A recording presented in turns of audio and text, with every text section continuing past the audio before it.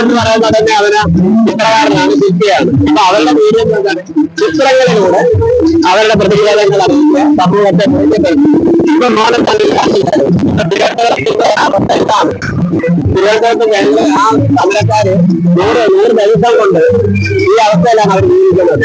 മഴയത്തായാലും വെയിലത്തായാലും എല്ലാം ഈ അവസ്ഥയിലാണ്. ആൾക്കാരും കൂടെ ചേർന്നുകൊണ്ട് ചെയ്യുന്നില്ല.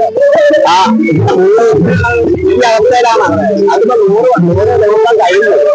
100 ദിവസം ആ പകൽ ഈ ഒരു അവസ്ഥയിലാണ്. ഈ പൊതുമഴയത്ത് ഈ പകർത്തുന്ന അവർക്ക് അറിയാമല്ലോ, വെയിൽ തുടങ്ങി കഴിഞ്ഞാൽ പിന്നെ വെള്ളമാണ്. അപ്പൊ എല്ലാ വെള്ളവും ആ മഴയത്തും പട്ടിണിയും ദാരിദ്ര്യം അനുഭവിച്ചുകൊണ്ട് പണ്ടിനത് സമരം ചെയ്യുക. പൊതു സമൂഹത്തിന്റെ ആരോഗ്യം നിലനിർത്തുന്ന ആൾക്കാരാണ് ഓർമ്മ. അപ്പൊ അവരുടെ സമരം കണ്ടിട്ടായ അത് മനുഷ്യർക്ക് അത് ഏത് ഭരണകൂടമൊന്നുമില്ല. അത് കേന്ദ്ര ഗവൺമെന്റ് ആയാലും സംസ്ഥാന ഗവൺമെന്റ് ആയാലും ഇതര രാഷ്ട്രീയ പ്രസ്ഥാനങ്ങളായാലും എന്നാലും ശ്രദ്ധിക്കപ്പെടേണ്ടത്. അതാണ് ഞങ്ങൾ ഇന്നത്തെ ഐക്യദാർഢ്യം പ്രഖ്യാപിച്ചത്. 10 ആർട്ടിസ്റ്റുകളുണ്ട് എല്ലാവരും.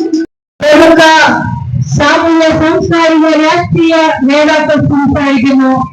ഈ സമ്മേളനത്തിലേക്ക് മുഴുവൻ ബഹുജനങ്ങളെ സ്വാഗതം ചെയ്യുന്നത് കേരളത്തിലെ അറിയപ്പെടുന്ന പ്രമുഖരായ കലാകാരന്മാർ വരയ്ക്കുന്ന ചിത്ര പ്രദർശനവും ഈ സമരവേദികളിൽ നടക്കുന്നു.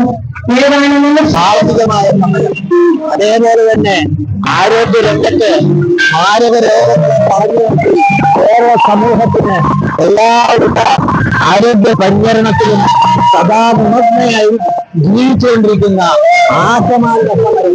ആ സമരത്തോട് ഐക്യപ്പെടുകയും ആ സമരത്തിന് വേണ്ടി വരയ്ക്കുകയും പാടുകയും എഴുതുകയും പ്രസംഗിക്കുകയും ചെയ്യാത്ത ഒരാൾക്കും ഈ കേരള സമൂഹത്തിൽ നിലനിൽക്കാനുള്ള അല്ലെങ്കിൽ ഒരിക്കലും ധാർമ്മികമായി അവരുടെ നിലനിൽപ്പിനെ അത് കഴിയാത്ത തരത്തിൽ അത്രമേ ഈ സമരം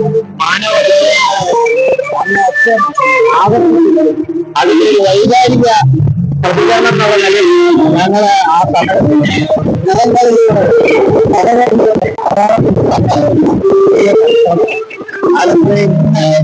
ഈ ജാഥാ ക്യാപ്റ്റൻ മെയ് 5-ാം തീയതി തുടങ്ങി ഇന്നിപ്പോൾ ജൂൺ 6-ാം തീയതി വരെ കേരളത്തിലെ ജില്ലകളോട് നടന്ന് ഈ ആശയം പ്രചരിപ്പിച്ചു വരുന്ന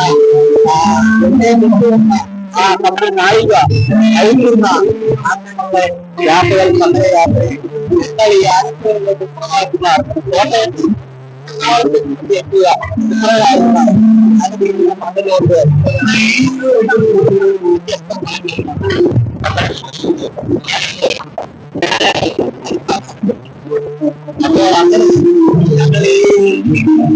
സമരത്തിന് ആ സമരജാഥയെ ഞങ്ങൾ ഈ ചിത്രം സ്വീകരിക്കുക. അതിനുവേണ്ടിയാണ് അതിജീവന സമരത്തിന്റെ 117-ാം ദിവസം